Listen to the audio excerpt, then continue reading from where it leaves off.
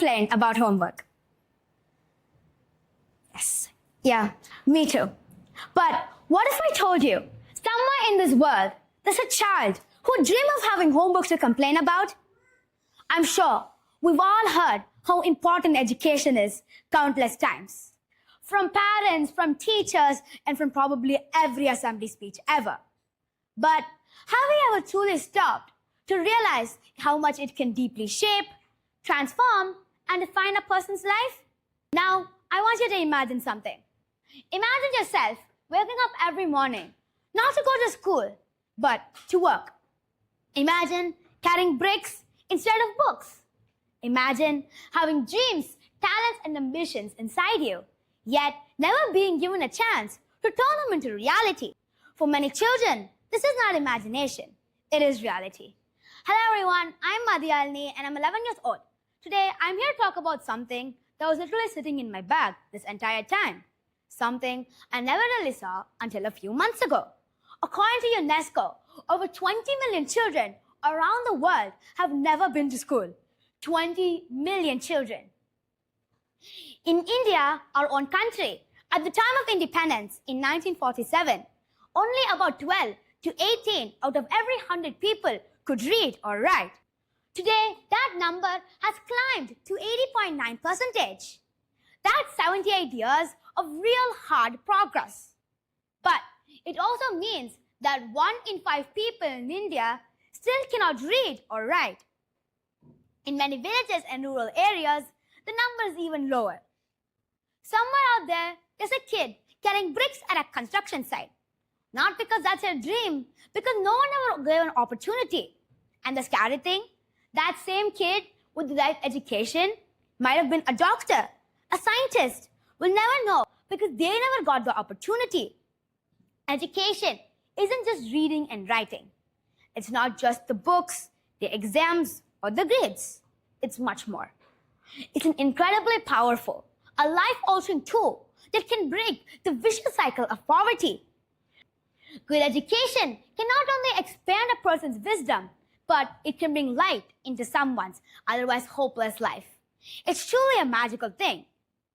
It's a door, and right now, that door is locked away for way too many children. A few months ago, I got an opportunity to attend the annual conference of an NGO held at Satyabama University this year.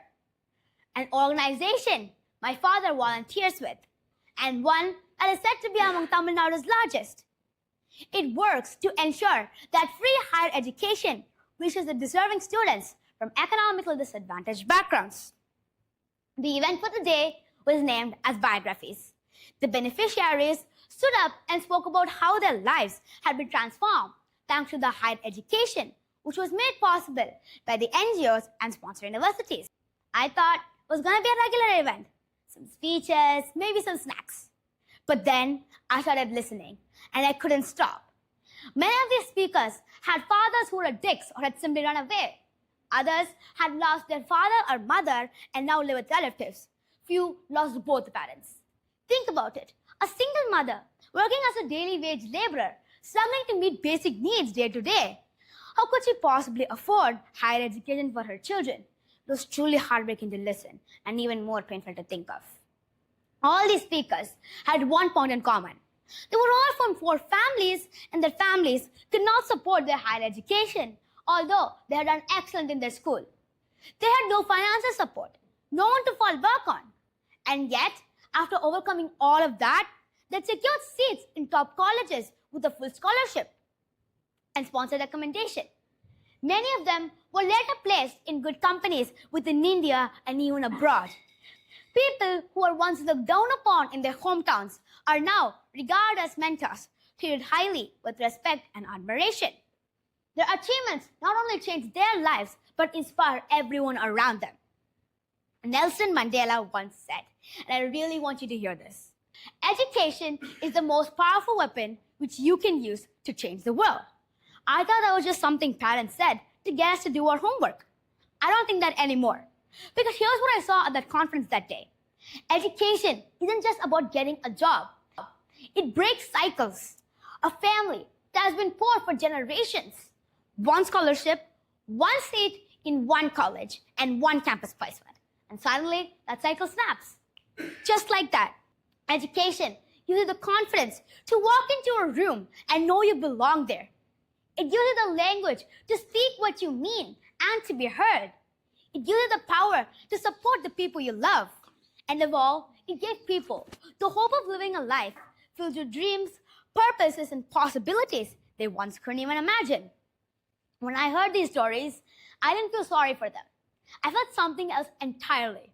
I felt inspired because they didn't give up.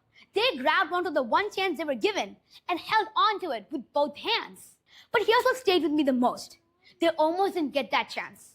It took people who cared, organizations who showed up, and sponsors who believed in strangers. What if no one had stepped in?